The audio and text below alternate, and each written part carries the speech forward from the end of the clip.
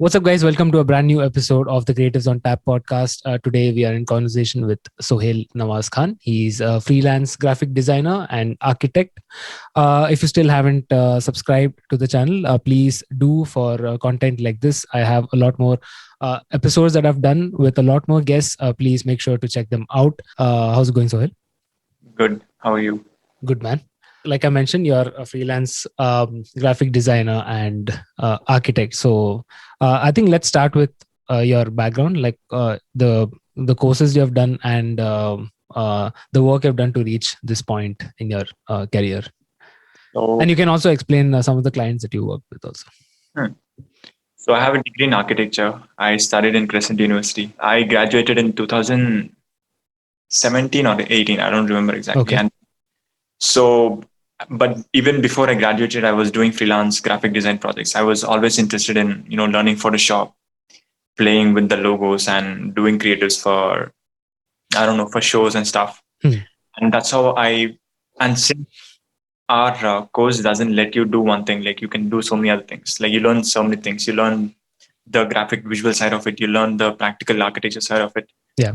So I realized I can do so many things if I just finish this course. So I got into graphic design, and before that, I was really interested in art. So I had the basic idea of how things work. And then I think I started doing my freelance projects when I was in second year, end of second year. Okay. So I used to, and I did a internship in a company in my fourth year, full fourth year, and we used to deal with mostly restaurants and bars and all these F&B clients, and that's how I got in touch with all these restaurants, local restaurants, cafes. They saw my work and they were like, "Do you want to work together?" So that's how I got all my commercial clients. So I think my first ever project was a logo for a cafe, and I put it online, and then people realized that I can do commercial design as well. Before that, it was just me doing random art for myself, and it's not a money making thing. It's just from passion. Yeah.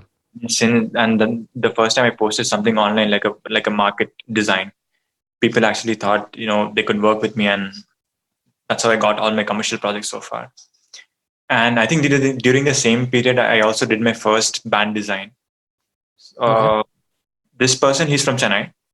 So he's been a good friend of mine since like college days and stuff. And he's a part of a heavy metal band, and he was looking to kind of rebrand the visual identity of it. And he wanted me to do a design for it, the first cover art ever. Okay.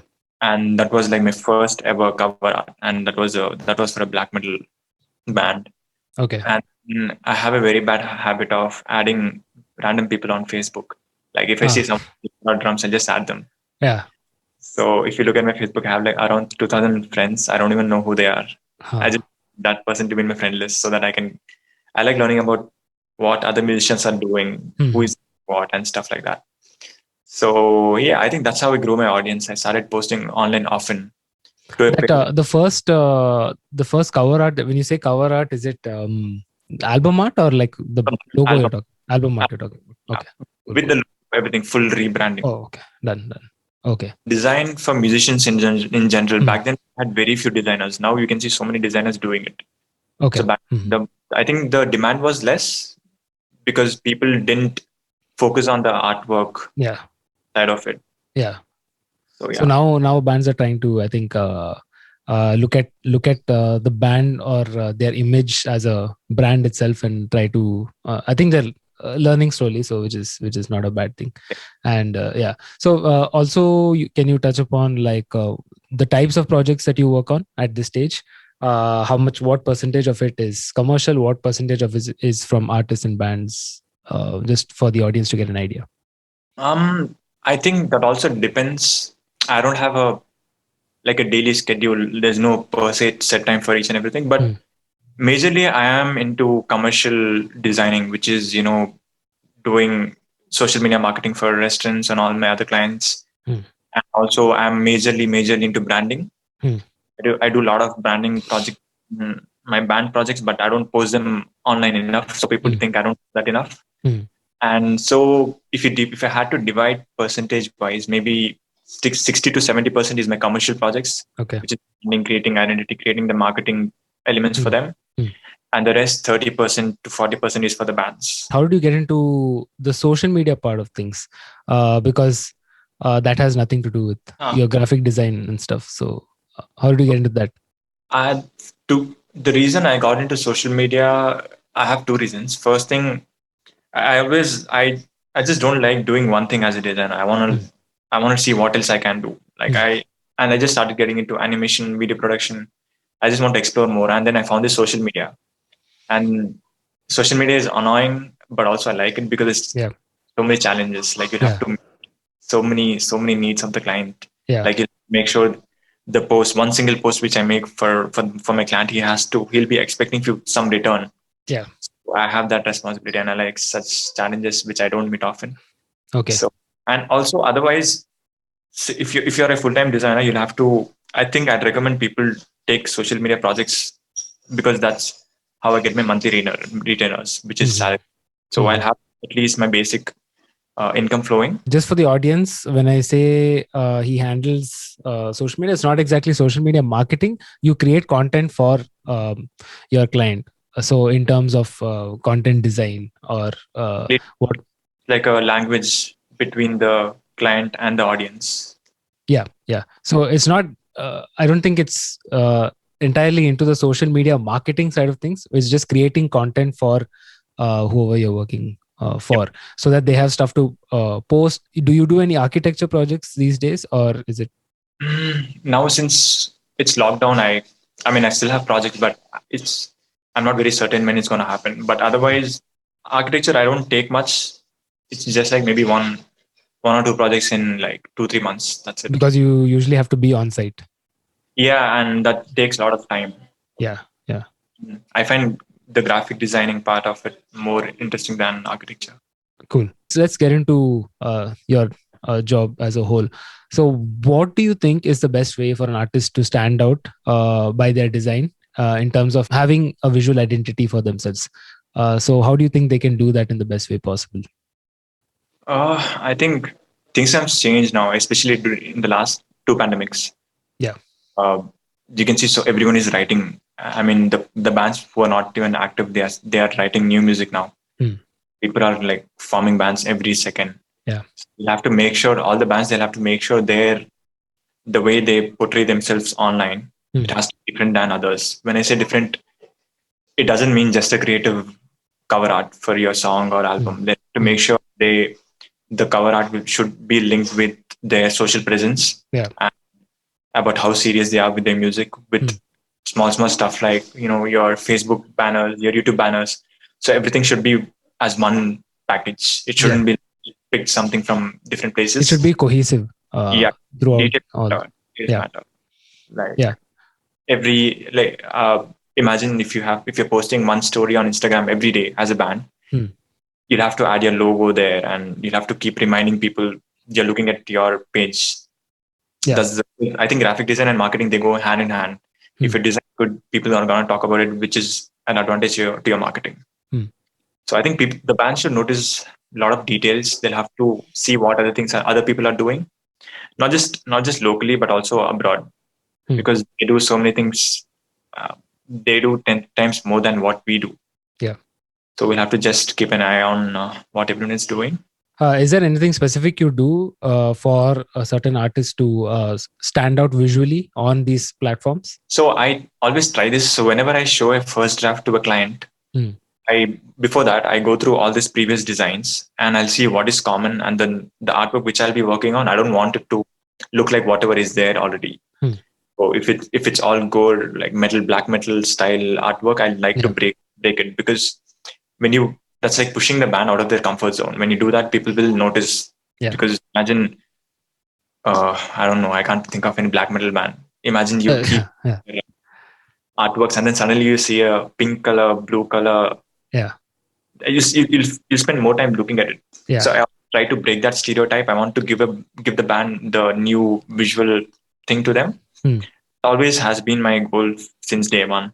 And it's worked 90% of the times. But also, I don't just do it just because I feel like doing it. I'll have it explain it, like, why should this be the new identity? What's the difference? How much it's going to change? Yeah. And we'll obviously come to your whole process when it comes to this thing. Before that, we'll also talk about something that I think we spoke about before. Uh, what have you observed in terms of the evolution of artwork in general, but specifically graphic design over the past few years, maybe a decade or so? What have you observed in the general trends in graphic design itself? I think if you take the past 7 8 years, the graphic design market for the musicians has boomed. If you look at the artworks before maybe to 2013 or something, Hmm. most of the bands they'll have their portrait, they'll have a photo shoot done with their Hmm. logo on it, maybe few color corrections, and that's what the majority of the bands were doing it. No Hmm. one was Hmm. really focusing on your branding. Hmm. And I think, and then there was this age in 2006 17 18 where people were into hardcore doodle style, like all Okay. intricate Okay. trees and too many lines. Hmm. And then people now have started realizing that even before this whole revolution, all this art style existed, but they never existed in the music community. Hmm. Designers were able to do it outside of music community, Hmm. and then slowly they started adapting all those elements into the music Hmm. community. Then that's how all your 3D designs, Hmm. your doodle style artworks, your infinite loops, all these scientific things, they started adapting from other culture of Hmm. art. And I think what I have noticed is people were using most of their pictures as artworks. And the next wave, they started using more colors, more and more colors. And I started observing more surreal artworks. And then came the futuristic, which futuristic came during the time the EDM using was Hmm. booming. Hmm. Because look at any EDM cover art, it's all futuristic metal, your Hmm. cubes and stuff like Yeah. that. Yeah. And I think in the past 2 3 years, people are moving more towards concept arts. Like there's a Yeah. there's a meaning towards it. There's a Hmm. storytelling process. And there's a whole progressive metal space thing also. Yeah, not just for prog music. I'm talking about just even rock music. There's so much complex Yeah. story behind each and every piece. Yeah. Yeah. And I think the best example would be the Machine Gun Kelly's recent album. I think Ah. it's Okay. Hmm. Ticket to My Downfall. Okay. So I think there's a documentary, or I read an article somewhere, and Hmm. spoke about how they literally had to design a guitar. They had to redesign his guitar in order to fit that into the cover art. Okay. So Hmm. it's both photos, your graphics. So people are Yeah. trying to experiment more. Yeah, Yeah. I don't know if you've heard of this band called The Ghost Inside. yeah, yeah, Hardcore band, I think. yeah. That's the genre. So These are the people who met with an accident and the drummer yeah, yeah. lost.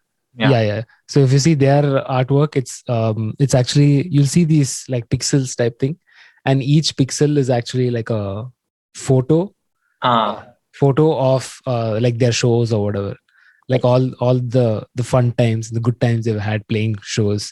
I don't know if it's just as a band, like good times that they had, and all of those are just like each pixels in that. So it's just like cool ideas like that kind of connects you to your fan base also in a way.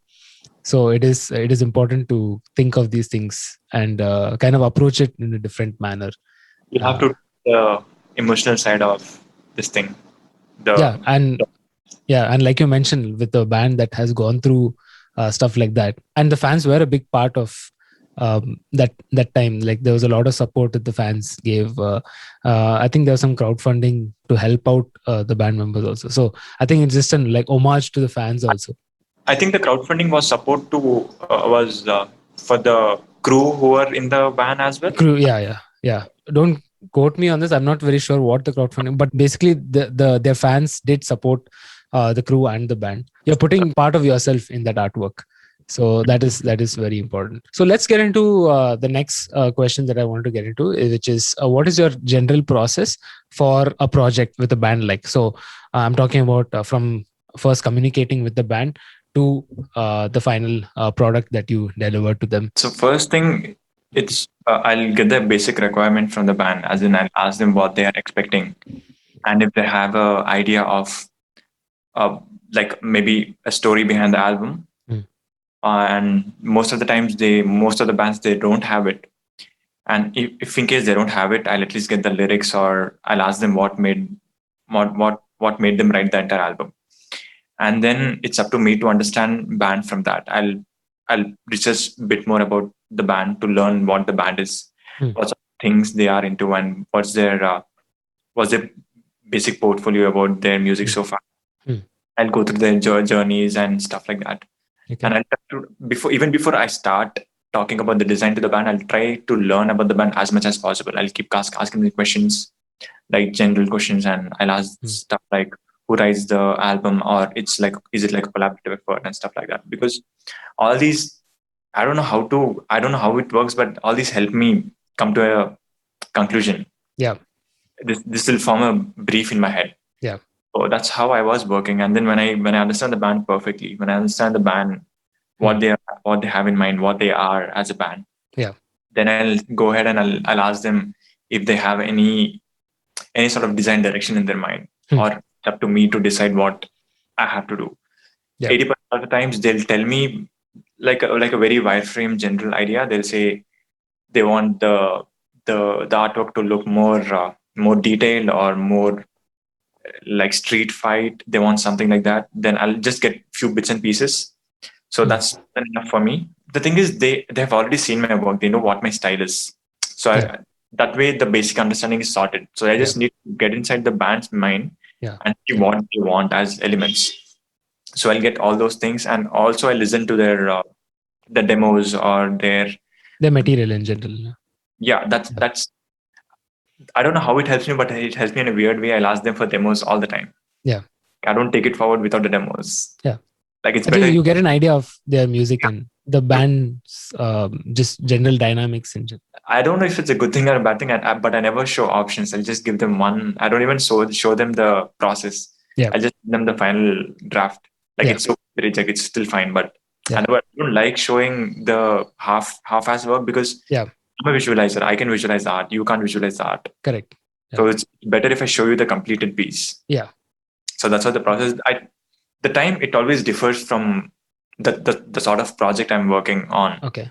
It can take me a week. It can take me 4 days. It can take me a month, 2 months. Yeah.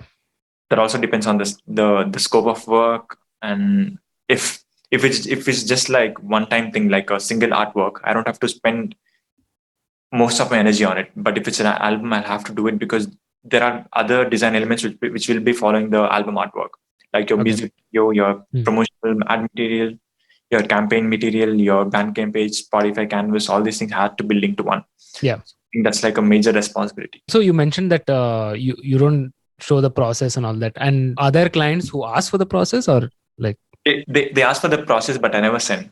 I just send them the final. Okay, design. But why do you think they ask for the process though? Because they want to know. They're worried, thinking I'll spend more time on this, and they don't want.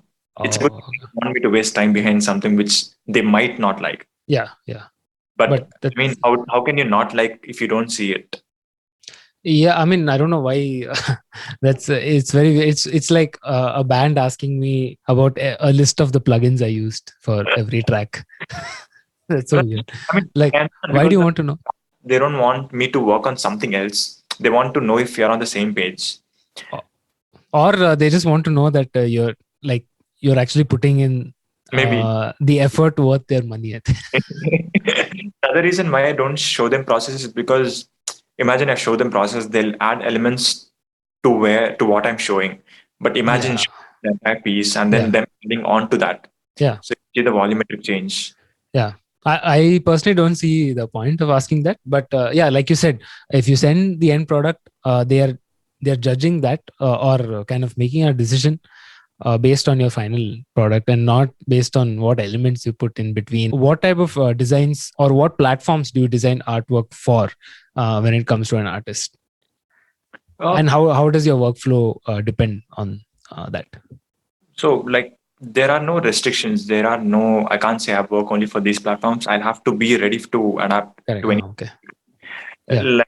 Like we just had a conversation, as in a few years ago, we didn't have any printed material, as in the importance to the artwork, the album artwork was less compared to now, because back in those days, the the cover art wasn't much popularized. Only if you buy the artwork, you'll see the cover art.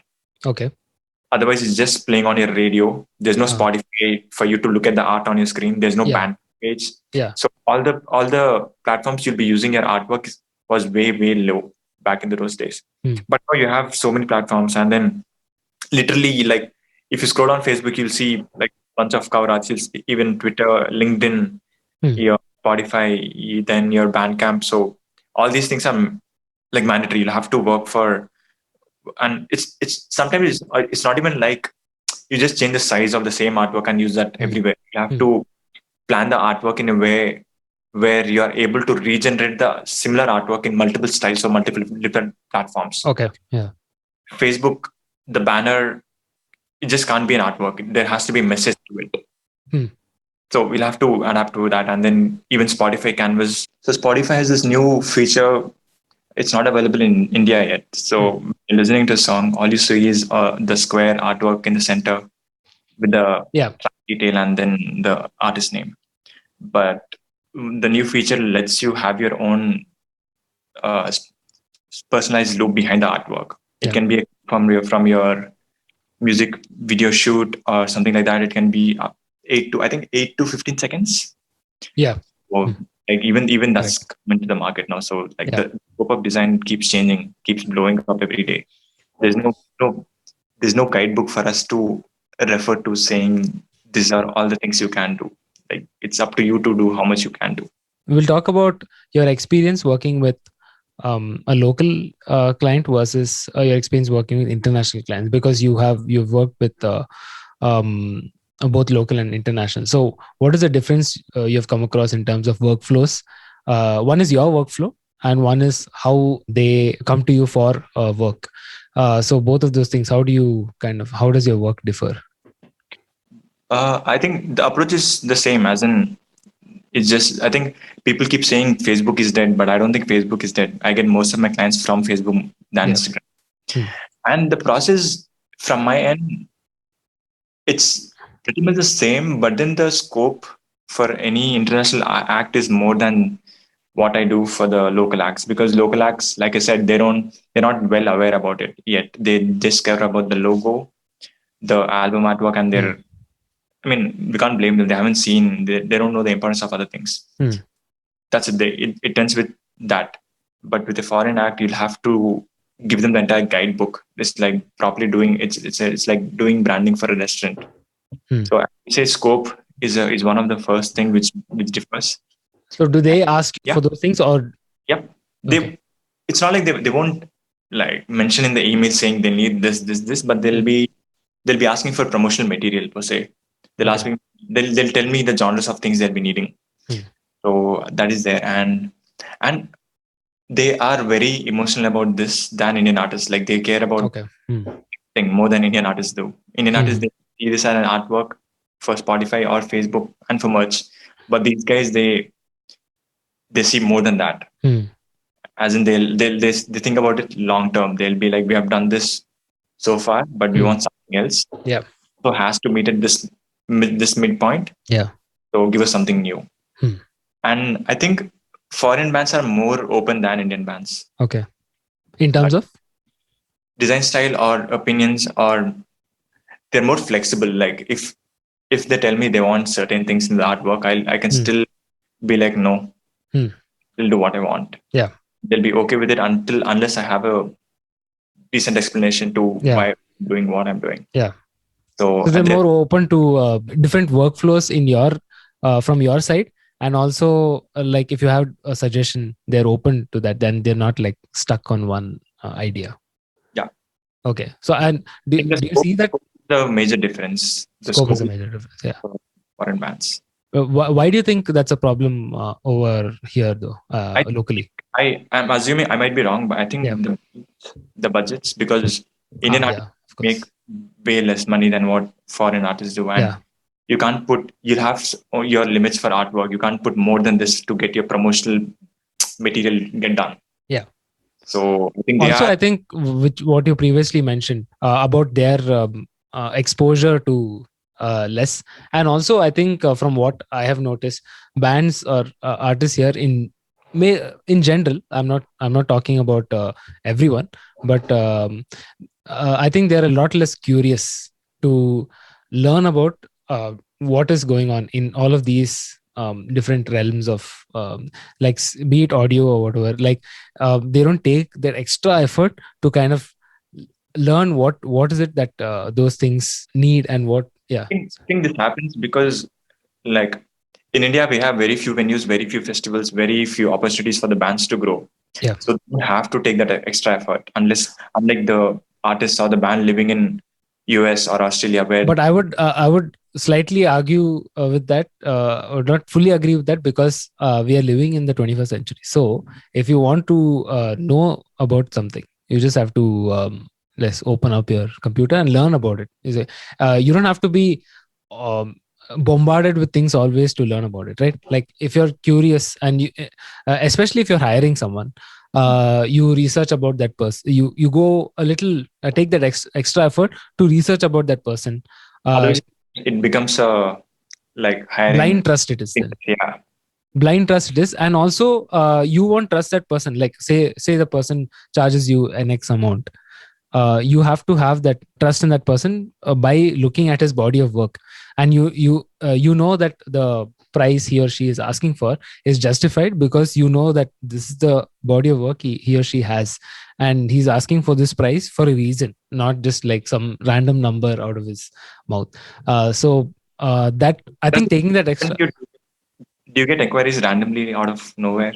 like they might say, okay, like, can you record or mix this album? And then I'll be like, okay, this is how much I charge.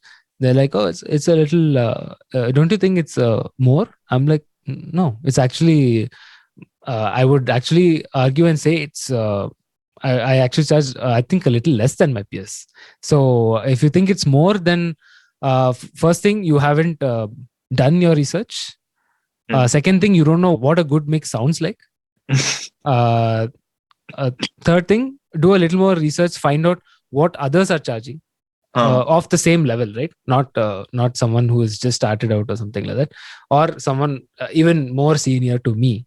So if you're looking at my level of my peers, you can just like ask, you know who the people are. You can just ask, do a little bit of research yourself, ask different people. Okay, then you can kind of compare and contrast. Bands don't take that extra effort to kind of learn things themselves, and especially in the age we're living now, like you can learn anything. So obviously we are not telling you to learn everything about the job that you do. Yeah. Yeah, you can learn firstly learn about the person you want to hire. Second thing, learn a little bit about that particular subject, so that you can communicate with that person better when you're trying to get the job done. And also, you know what is good work and bad work. I think the best example is Project Mishram. The way they approached you, they had their guitar written already, recorded, and that's what they sent you. Yeah, I don't I mean, that's the minimum I ask for. And I think Shivaraj did the MIDI some synth portion, and that was your reference. Yeah, they're one of the few bands who come like almost fully prepared. Like everything is already at least in terms of songwriting, everything is finalized. And then like I just take that as a reference. So that's a good point to start with when you're recording and all that. When you know all the elements, these are the elements that you have to work with. Then your work becomes a lot more easier. So the same goes for you, right? So if the artist is clear with their vision, and also they're a little more open to feedback, and also with your ideas. So you have worked with multiple clients, so you might have multiple ideas on how to approach this particular project. There's a saying in graphic design community. It's famous. It's like, sometimes the designer is right. Yeah. There's a saying in the audio engineer community: the audio engineer is always right. Oh my.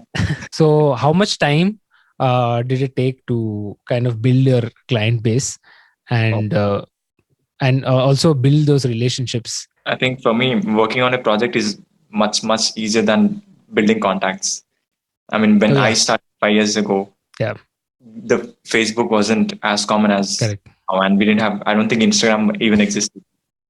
And so the way I start, I see this, the result right now. What I have, it's been, the process has been for there for like 8 to 10 years. Like I said, I kept adding people with guitars and drums in the Yeah. display picture. Yeah. I started liking their, I started accepting all their Friend like requests. in Facebook. Yeah. And so that's how I learned about more and more bands. And then I've, I don't know if bands still do it, but before, when more graphic designers didn't exist in the market, they just post asking for, we're looking for a graphic designer to work on so and so this thing. I think that's how I got a couple of my biggest projects. I Okay. think, and I think Facebook is has played a bigger role in my career growth so far. Like, just I keep adding people. I think that's how I added you also. Yeah. I've seen your page or something somewhere. I just added you Yeah. on the even project list from everyone. Yeah. And it's easy to make friends online than offline. You just have to like their posts, come in saying it gents, Yeah. your best friends henceforth. Yeah. Yeah. So And also for me, again, Facebook was a huge part, but I used to go for shows and I, I uh, used I used to go for all the shows. I yeah. think I've attended most of the Bangalore shows as well. Like Yeah. I live in Chennai, and then I used to travel to Bangalore, all these decent shows. And Yeah. yeah, shows matter a lot, because Yeah. when you attend the gig where your band is playing, as in my Yeah. band, the band I've worked with, Yeah. you might meet their friends. Correct. They'll be like, "Oh yeah, you've worked with this Yeah. band. Do you want to work with us as well?" So Yeah. you'll maybe like 1 or 2 inquiries, 1 or 2 Yeah. become 4 5. So Correct. Yeah. that's other way to grow. It just exponentially grows, especially if you're in a band. This is another thing that bands don't get. If you're in a band, in you will have to support the other bands in your city, Mhm. which in turn again helps you grow in the city first of all, and second thing, the more you go out and meet other people, the more networking that can happen, and the more Benefits. chances that you will meet someone who will end up working with you, and that's the only way that'll happen. This can also be looked at from the band's perspective, where they might be looking for, say, shows to play or whatever. The only way to do that is getting out of your house and supporting other bands. Our field is not like your engineering where you do a course of 4 years and you get your job. Yeah, Like it's it's a long. lot more, your Yeah. energy is a lot more involved, and you will have to put a lot of effort into this to grow your business, and that's the only way, unfortunately that's the only way to do it. I think to tie all this up, I just want to ask you, like, what should bands be prepared with when approaching someone like you who handles graphic design and content design, and what do you expect out of them before starting a project? First thing, they definitely need to have an open mind. Yeah. Communication is the key. Like, they'll have to give me as many inputs as possible even before I start the work. And I think it's enough. They don't have to know what they exactly need, but maybe a Mm. rough idea of what they are going for. Yeah. And they should be open to experiment. Like, it's, again, design is not like your album where it will fail. No design fails. There's nothing like Yeah. called like bad design. Every design is good. Yeah. It's up to you to choose what you want. So I Yeah. think that's one of the major qualities that bands have to have. Okay. And in terms of their inputs, what do you expect from them? Like I said, just your demos and then basic story, Hmm. and what made them write this album, and maybe the concept behind the album title. And I want to know, what is the scope of this artwork going to be? Are they going to be printed merchandise, printed copies, like the digital copies as in your CDs, your posters, or Yeah. is it going to be on screen? So if it's just on screen, you can do so many things, but if Yeah. it's going to be printed, there might be few things which you can't implement. Correct. So all these matter. In terms of, I think, is it colors or what? No, it's just the not just colors, like your softwares basically. Okay. Oh. Because imagine if you create a 30 by 30 Photoshop layout, Hmm. you can't stretch it out and print on Correct. a All something, right. maybe merchandise or something. So size constraints when it comes to, okay. Okay. Cool. Just as a side note and just as a fun question, what designs do you personally like working on? Commercial or in the music community? You can maybe tell one Both. of each. Huh? Uh, One of for each. for music community, I love making posters because I understand the importance is less, but then the difference between a poster and an album artwork is album artwork. It's gonna create hype throughout the band's journey, but Okay. then poster it'll be active only for like 2 weeks or until the tour ends. Okay. The number of people seeing it and the number of people actually connecting to the tour itself is a lot. So I think tour posters are more important to me than your album artwork. Okay. And Uh, commercial wise? commercial, I like branding is a vast scale. Vast topic. Yeah. I really like anything that has to do with photography or videography, like merging clips, creating like an ad for YouTube or something. Okay. Doing those things for my commercial clients. Is there a specific like industry that you like working with? Like say, for Yeah, example, like restaurants or something like that. Like FN beverage. food and beverage. Yeah. My That seems a lot of fun. Yeah. That seems like a lot of fun to me also. Like I love it. I love it. I think that's my second favorite industry in the world. yeah. For me, it is the favorite industry. Like I love food or anything to do with food. And that always is like this mystical thing for me. I think at this point, I'll just call on Sriram TT from the band Skrat, who you are presently working with for their content design mainly, I think. Or is there anything else? Just social media content design. Social media content. Okay. Coming up And just for basically everything, your video shoot, your photo shoot. okay. And so we'll just call him on and talk about the band's perspective on working with someone like you and what they have to be prepared with, what they expect out of all of these things that you guys work on. And we'll get into that. Thank you for doing this, first of all, Absolutely, for Sohail. for the 2.5 people watching. This is Sriram TT from the band Skrat. If you haven't checked out Skrat, I don't know what's wrong with you. This They're is turning 15. They're turning 15. They're turning 15. Yeah, they're turning 15. So if you still have at least you must have at least heard of them. So if you have heard of them and not gone for their shows, whenever things pick up, please go and watch the show, support them, and and for now, just go buy their merch, listen to their stuff, and it's crazy. It's worth it. So thank you again for joining the podcast, and like I said, I just wanted a bit of the band's perspective on the whole graphic design part of things and how you as a band take decisions when it comes to all of these things. One is the graphic designing part and the other whole social media content design part of things. Now that Sohail's part of your team, so as to say, why did this whole content design start at this stage of your career as a band, and why Sohail? That's actually the perfect question. The question is why we haven't done it so far. It's probably because most musicians know how to make music. We know how to write songs. We know how to play them.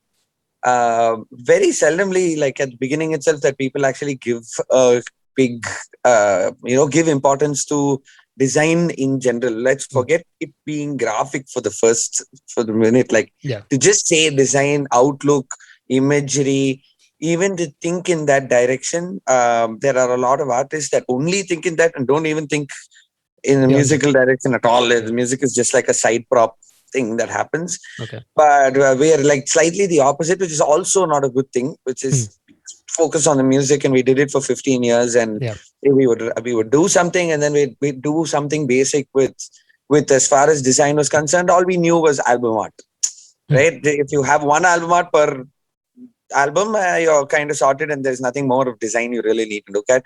Then later people were like logo and all you need, so we're like okay, we make one logo and it kind of ends there, right? Mostly they'll be like, okay, these are the pictures, these are the photo shoots, this is the logo, this is the album art. But then we realized later that that's not anymore going to be possible, because back in the day, maybe in the 90s, the only place to even view or see or consume the artwork or design, the design elements for a band, would have been only in a few avenues. It would have been on the CD cover. It would be on certain posters before shows. It would be in probably where they would promote the album or something on TV to an extent, but even then it's not, it wasn't really, it'll only be very, very specific, maybe for a music video or something like that. Now I see that there's so much of presence of a band. Forget whether it's on social media, whether it's on, where even if we're playing a show, then everything connected to the show. We're releasing an album, everything connected to the album. Everything has to have a sort of design direction, right? We need to have somebody who's thinking, firstly, outside of the band. If you have a designer in the band, that's a thing. It's a good thing, and a lot of people actually, especially like the F-16s, they really, Shank is really good at design, and he really takes the mantle forward. He has the design direction in his head. The entire band has a lot to say about what kind of, how their outlooks are, how from everything from where they're dressed to how, what kind of fonts they would use. So everything is covered. So there you if you have one, it's good. But when you don't have one and you are not very good at design yourself, please get one. Find one person to do this for you, because it's going to be, it's going to change the way you see design. You will start seeing importance in it that you've never seen before. You'll start seeing the weight that it actually has for, in outside and around whatever art that you're trying to make, whether it be music or dance or performing theater or anything. So you need to have one person who sort of like keeps you, who understands your direction, who suggests new direction, who kind of like figures out how to represent the band in all forms of, media, whether it be posters, stills, small, music videos, even your photo shoots. So if there is that kind of synergy between all of them, it really works, because you have a direction that you're going in, and everybody immediately will be able to relate or with who you are, and they'll be able to catch on. Another thing is you're also showing them various sides and flavors of the band itself, that you can't just depend on the music to give. Right? It's you need to be able to like stick all of them together and put all the puzzles together, and for that your graphic designer is so important. It's the person who decides the way you're going to go with your design, and language of your design is very, very important. And actually you need to fight with them enough amount of times for them to like tell you, this is how you're going to go, and this is what we're going to do, and this is what's been decided, so shut up and do it. So I think as far as trying to get our designs out, the bare minimum is no longer okay. The bare minimum that most bands do is no longer okay. So you need to have a person on board. Why Sohail? Because one, he knows the band pretty well. That was one thing. Secondly, he knows the band's music, and he's been following us, and he's been seeing our journey for so long. That was a good advantage. Third thing is damn good at his job.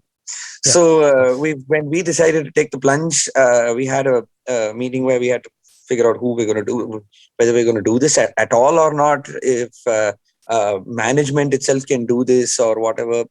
No, I don't think that can be the case. You'll need a specific crew member to do this. And I think Sohail was our best choice. So we got him on board. Cool. Nice. And also, I think the earlier a band realizes this. It took some time for you guys to realize this, but at least you started it. Yeah, at least you started it at this point. But then the earlier a band realizes this, the better, and the more traction they'll get in their career. In this country, it's very hard to call this a career, but then in your career as a band in the country, there's a lot of things you can do wrong, but the few things you get right matters the most. Guys like you who have this kind of experience, it's nice that you take that plunge to devote that extra time and money to invest in this, because I'll be coming to this. This is almost like an investment, and you will see the returns in terms of increase in listeners, increase in fan base, and all of that. Your artwork in general, for some time, has been almost like a anime, like comic style of. I don't know if anime is the right word, but yeah, okay, almost like a cartoon comic style artwork. So why do you think that represents the band's image, and why did you go in that direction? Why did you choose to go that direction? So most of our songs, when we started writing itself, we've not been writing too much about the Skrat content. Has not much of reality in it. Like it would always be a little bit off the cuff. It would be we wouldn't really be sitting and writing about current issues. It never happened. The band's direction has always been about keeping our heads in the clouds and dreaming about aliens and samurais and gunslingers and stuff like that. So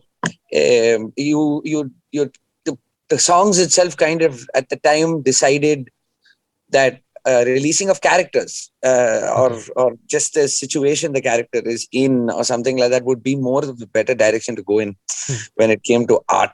And this was our kind of thought process at the beginning. We did it back in the day because we had characters and it was there. And we had a lot of people who would send in art, which would be, say, a samurai badass. There's lots of listeners and supporters of the band who have sort of like, we'll go for a gig and we will get a piece of art that they've made. It might have been on a book in which they scribbled in college or something like that. But some of them would actually take, get the canvas and do it, and then give it to us and say, so this is what we thought the samurai would kind of look like. Oh, this is what we thought this thing is going to be like. And we really realized that was kind of being a thing. So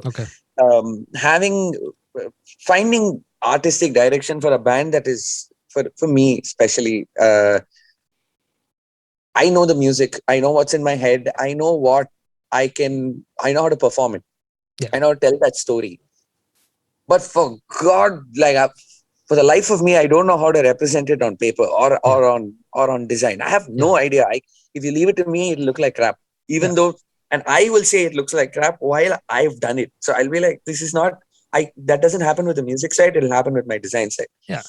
See, getting your representation on paper, on a graphic, on album art has to sort of come from somebody else who has to represent, decide what your music is like, especially when it comes to having a lot of characters and it being a part of a universe and everything. So the ideal direction that we thought we should go was sort of like bring the characters more into light, if it's a scene, then it's an action sequence of those characters. And if the band is ever represented, we decided on saying, okay, we do this representation thing two ways. One, the characters get represented. Two, the band gets represented. When the band gets represented, what is Skrat known for? Probably jumping around like lunatics on stage. Like that's basically flying through the air, symbol through the head, decapitated in front of the camera. That's probably where we should be going with this direction. But if you're not if you're representing the songs, then probably characters and again action. We're an action band, okay?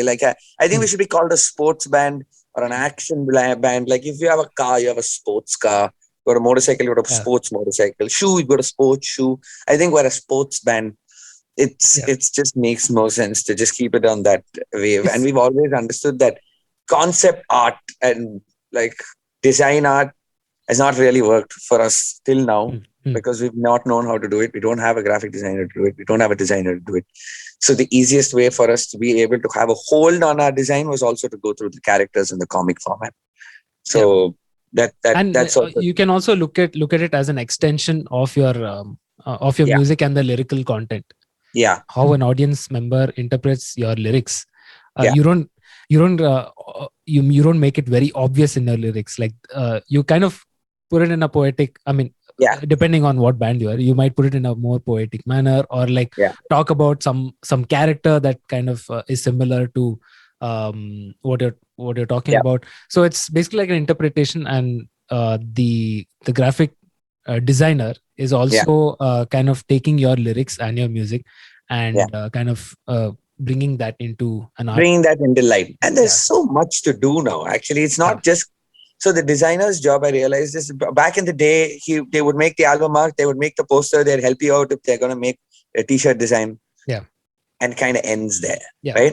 But now we've got so much. Everything requires a huge amount of input from your designer. That every single thing that you do, even if you put one selfie video of yourself on something, trying to have his kind of view on it, saying, okay, where do you think you should put the camera?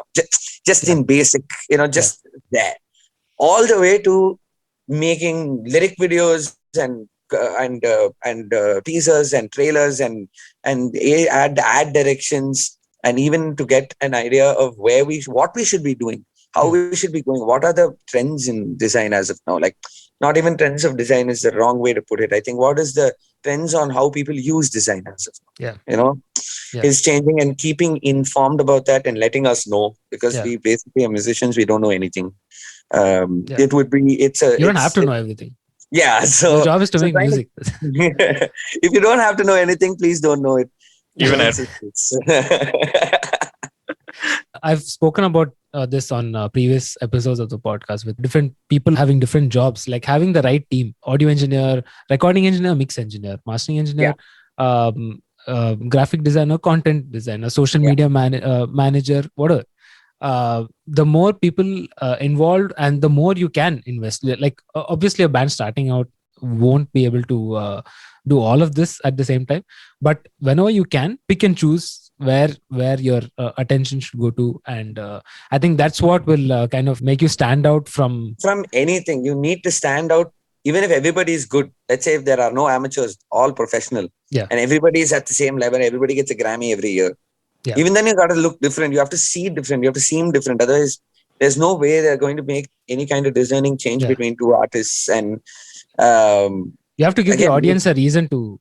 You have to give them. Give them something to kind of understand and kind of hook on to saying, oh, these guys are like this. Oh, if you generally see a Skrat video, you might say you see a motorcycle there. It's a thing, whatever. So there's so much that you have to sort of do. Bands should say there's that whole thing about young bands coming up, and they're not going to be fine. They're not going to be able to afford a person like this or whatever. But that's kind of, let's look at it this way. You start off. That means you do your sound engineering, you do your guitar setup, you do everything. You've got one helper from, say, the backline department that comes in to help you out. And you work with whatever sound engineers available at the time. And you're working with a sound engineer who either the venue gives to you and whatever like that. And then when you move on, you start seeing that your equipment's getting consistent. Your sound, the way you're able to get your tone out of that amplifier is getting consistent, but the outside isn't getting consistent. Another thing is you that's when you say, okay, I need a sound engineer. That's when you start off. You're saying, I need my outside to be okay. Then you realize that sound engineer is very, very is a big tool for them to come inside and help you with your tones. Yeah. And then you move from there. You realize the sound engineer is an important person in your crew. Then after that, you get your manager, and then you'll start deciding, okay, now I need somebody to manage all of this, because now we're doing so many shows and we're going to have to, but to get there now, there's the thing about a designer and a graphic designer that would have come, say, fourth option after sound engineer, manager, lighting engineer, and all of that. You come down to your designer at the last. You only need him for when the album happens or whatever. Yeah. Now it's changed. Yeah. Now it's like, once you make all your music with your sound engineer, even your recording engineer, mixing engineer, you need to put something on it to even send it out. You need to package it. You need to be able to decide on how you want to go on promoting this. You need to, all of that will happen even before the crowd, even before the listener. Yeah. So the importance of this person has come really, really high, and without bands really realizing this to be a fact. But at the beginning, you'll find a friend who can do it for you. And then after that, you'll start realizing that friend is getting very professional and who's actually needs to pay his rent by doing this. So then you'll realize that he's no longer a friend, he's an employee, and then you start having to pay him. And but by the time when you can afford a designer, it is time to choose one. Like, it is time to get one. And when it's time to get one person who's always thinking about the band's direction, whether it comes to design or social media or promotions, or even like to help us out, even in a vague degree on tours and in capturing the content, is kind of very, very important right now, almost as important as your crux lighting engineer, sound engineer, manager, set. Yeah. So as early as possible, if you can get one, it's probably a good idea to get one. By the way, Sohail, you want to add something to what we? No, I completely agree. You with don't all. add. Okay. I just feel very important right now. At least for this video. I like the fact that he's feeling important now. See the amount of work I'm going to be sending you away. I want to call you on another video and then make you feel unimportant. that you can do with Project Mishram. Yeah, I should have called you during that episode. You would have felt unimportant then. I would have felt important then. Yes. So now that you've had Sohail on the team, Sriram, like, have you what are your observations when it comes to the changes that you see in the response of the content that you're putting out, that Sohail has been putting out with your new designs in your content and all of that? Our content was like the Sahara Desert before this. Absolutely nothing, right? And we went from there to Sohail just starting off, like even the beginning 2 weeks of working with him, and realizing there's so much to do inside of the next 2 months, which we would have just tried it through saying, we got one video here, take one video of us playing, try and keep, something going. Yeah. No, we realized it was completely something we'd never expected. We never thought that there's so much of ideas that will come out of our own heads for us, and things we would generally discuss is actually happening. There's so many variables to this. Like, we are actually working and doing and creating, even though there's COVID, there's things happening, but like there's lockdowns happening, and you can't go out anywhere, you can't meet. And for a band that has to meet up to even make its music, we've always struggled with doing the whole sending of tracks thing. And so we're so used to meeting up, and just that's what would tide our 15 years. That's what's made 15 years happen. But now we realize that, listen, not only because of this, as soon as he came on board, we started doing so much more. We started focusing our own talents and capabilities into a more streamlined sort of planned structural fashion, so that we're actually creating things. Yeah. It's not just we make the music and then after that just wait for things to be created around us because of people throwing us a bone. Instead of that, we're actually planning content, and we realize that content is so important to promote anything, from one song to an idea to, oh my God, I've got a new pedal. That you have to be able to tell people about it, and communications. So as important as communications and advertising is for, let's say, an industry. Yeah. Right. It's as important right now for us. It's the amount of communication platforms, even though becoming bigger and more widespread, is becoming very specific in their own rights of taking that content. So you'll have YouTube, that's video content. Then you have Instagram and stuff like that. That's got a lot more photos. And then you'll start realizing what you can use what for, and you have to do everything differently because no two apps are the same. Yeah. There's no one size fits all. Yeah, there's no one size fits all. Yeah. So you really need to individually figure out what you're going to do, how you're going to use each thing, what kind of and also working with Sohail, it's kind of taught me that we have to also go into the details of to a specific detail of what we're going to do, how we're going to represent ourselves, what are we going to say, how we're going to say it, stuff like that. So it's more than, some would say, faking it, but it isn't. It's more of getting in line with what we actually have to be doing, exactly. understanding oneself and making that come out, so that we actually look and feel and sound as though we it's actually us. The persona that you're putting out on a live show as a band, you want that to translate when it comes to any content of yours. So, absolutely. And you don't realize how difficult it is actually to translate it into something else. I found it difficult to translate a live show onto my recordings. Like I'm not able to record an album even with the greatest of equipment and give the same amount of madness that I can get live.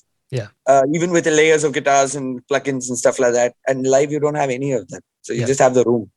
And to be able to do that, you need an engineer that's superb to be able to translate that onto thing. And this with the visual spectrum and the visual media, it's the same thing. You need somebody to translate what you are and how you are to and now it's connected to everything, the music, the art. So absolutely. With your experience of being a band for more than a decade while now. A while. So when make me feel old, man. When is the best time in the album cycle? Get ready with your artwork and start promoting the album and all of that. So when you have an album on, okay. So there's two parts. Or otherwise, So otherwise also, let's look at it as you're going to plan for an album for sure. And if you're going to look at an album, you're going to be looking at, you need what you're going to be doing before the album, teasers, posters, saying this is coming, riling people up, all the way until, like, say, a teaser comes out. And then after that, a single comes out. And then after that, you have the album that will come out. And then in various forms, the albums will come out. Music videos of the album, anything around it that you'll be making. You'll have to structure this and put it all in a row. And when you're going to release, you promote before the piece, after the piece. Before the piece, during the piece, after the piece. You've got all of that for promotions. But I would like to think of this more of whether you have a person or not. You should mark your entire year or at least 6 months of things that you're going to be releasing and things that you're going to be doing, and have one person, whether you be your friend or even sort of like a freer member of the band. Suppose you're in school or college, then you might have some time, so you can actually spend that time in doing the structure and planning when you're going to be promoting, how you're going to be promoting, and what you're going to be promoting, even around the main pieces of content that you'll have. So even if you have you have to start planning direction of older songs, newer songs. Okay, you've got newer songs coming, but we still need to release something right now. What we have in plan, what we feel like doing, you need that discussion to happen. So I think that your design will happen through the album, before the album and after the album. But I think what happens is the album happens inside of a design structure for a year. Okay, got it. So I think that's the way you should be looking at it. I think you should create a design structure for the year where you're like, okay, we're going to have so many things that we're going to be doing. We're going to have all of these possibilities. How are we going to tie up an album into this? Okay. Sometimes an album will decide on what a particular piece of content. Sometimes it'll be like, I've got so much of ideas that I want to do as far as content is concerned. And as a band, why we do this is the first question. So first reason, Skrat's number one reason why we do this is because we like coming together and playing music together. That's the main crux of it. So whether it's in the jam room, whether it's on stage, whether we're riding together to a venue to play, it has to be, the whole point is the fact that we can plan it together, come and then do it and do what we like as a band and as part of a crew. So if you're going to start an album, you work with your designer at the beginning itself. You figure out what your design direction is going to be. You figure out what your album art is going to be. You start teasing the theme of that, the album, the colors maybe. If it's not thematic like ours, there'll be something else that is connected directly to that album. So you get the people visually in tune with how you're going to do it. And then after that, you go and when the music comes, they'll be like, okay, now makes I get sense, it. Now this makes a lot of sense. I understand this. Then immediately when they see us live after seeing this graphic, they see this video or they see this piece of design, and then they'll come to us live and they'll realize, oh, now it makes sense. Yeah. like this makes a lot of sense. Now this everything is flowing into one, and then when they see us, it's a thing, and when it all comes together, they're like, okay, it's all part of the experience. Everything is, I can connect one thing to another, and then I know that makes a little bit of sense. And so I think even in the live shows, I think there are a lot of the color themes you choose. We realized that so late. Like by the time we got our lighting engineer itself to be consistent. Like now we try to have one lighting engineer on board for sure, because who knows your song, because they're playing with you, literally playing along with you. You know, and it just changes the show. It changes the complete show. When there's one more visual facet that can be added to your the sonic wall that you're sending, it's everything. That's the experience, is all of it, whether you're playing music, whether you're not playing music, it's some other kind of performance. Experience is everything. If the crowd is just going to come there and just see one song being played after the other and then walk away, and it's all like you better own it. You better own that as your thing. That should be your thing. The fact that you don't talk at all, you just come there, you play music and you bounce. That should be a thing, if at all. But if it's not, put the effort in. I'm sure you would have done that on purpose, but your live shows, you have the red and the yellowish the whole theme going on. So it's all subconscious. You know why we have a red and yellow theme in general? It's because Tapas's favorite color is yellow. My favorite color is red. Oh, nice. Kind of ends there. What about this is when Sohail came in and said, guys, see, you can't just keep thinking like this. You'll have to seriously sort of do it properly. So, even put your favorite colors in. Today's post had the red color background, yellow color text. And all something, at least in the back of their head, it'll connect. It'll connect those things. And then it'll just form a bigger picture. And then now, this will mean your band will be remembered for a little longer than the other band that didn't do it. Yeah. That's it. Once this whole pandemic ends and once you guys are back doing shows and all of that, what kind of returns are you looking for as a band when it comes to the time and money you put in investing in graphic design and content design and all of that? Yeah, as a band, what are you expecting to happen? So, like in any business, you will have to invest in the business and then see if you get returns or not. So let's see when we go out and what we expect to see outside of this pandemic.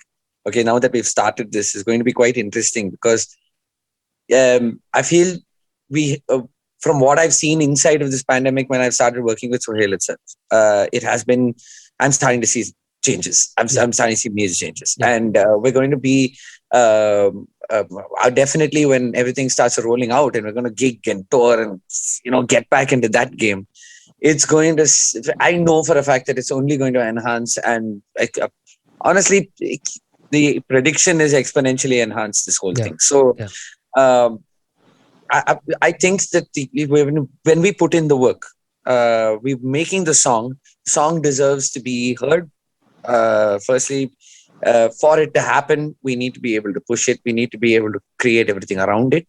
And once we do all of that, we can definitely see results outside of this coming out, especially when it comes to, having that continuous connect with the audience, where they continuously see in various forms, visually, by sound, by things we say, question answers, trying to, get interactive. This, everything is going to definitely, since we follow everything else that we are passionate about in all of these facets. Yeah. People who listen to us should also, follow us, and they want to follow us only in all of those facets as well. So, definitely we're going to see I'm seeing a lot of work that's happening with Skrat. When with this whole exercise of getting a crew brought in, something that Skrat's always been a huge supporter of is crew. So I think what I expect to see is exponential fantasticness and our dreams coming true. So Sohail, did you hear that? Okay, so you better know that it's going to bloody happen, and if it doesn't happen, then you shall be shot in the heads. In this way, you're outsourcing that work to someone who does that job well, so you can concentrate on what you do well, which is making music, And being fortunate enough to find your designer, find your sound engineer, find your crew is very, very important. Otherwise, you can just like get up kind of potluck on this, and then it'll just be things pulling in different directions and everything will explode. That's why most people don't want to do it immediately, because they're afraid of this kind of thing. It's sort of like getting into a relationship. So it's you have to kind of take that leap and say, okay, we trust you. We should be giving our thing to you, and now you handle it. Now, but that kind of responsibility gives, say, a person like Sohail a little bit more to work with, and saying, okay, cool, they've given me this responsibility, and so they put the effort, and they will kind of say, okay, this is something they'll actually. We need someone who will fight you for your representation, even though it's you who's being represented. So that's something that's very, very important, and trying to trust the person that you've kind of hired or decided to work with to do this. Trusting that person is very, very important. So if you're ever going to do this, people, once you do it, don't have second thoughts. It's all out. You have to do it for a while before you start seeing something in returns, and there is no way, if you do it wholeheartedly, will you not see returns. Yeah. And again, this ties back to what I've spoken about in the previous episodes too, which is treating your band like a business. So if the more you treat your band as a business, and kind of applying the same concepts as an entrepreneur handling a business to your band, the better and more effective results you'll see. And I think that's the only way to do it. You can't treat it like a side project, because you'll get results accordingly then. So you'll have to put your everything into it. And if you can't, don't do it. It's not for you then. Well, if you can't, you find some way to do at least some of it.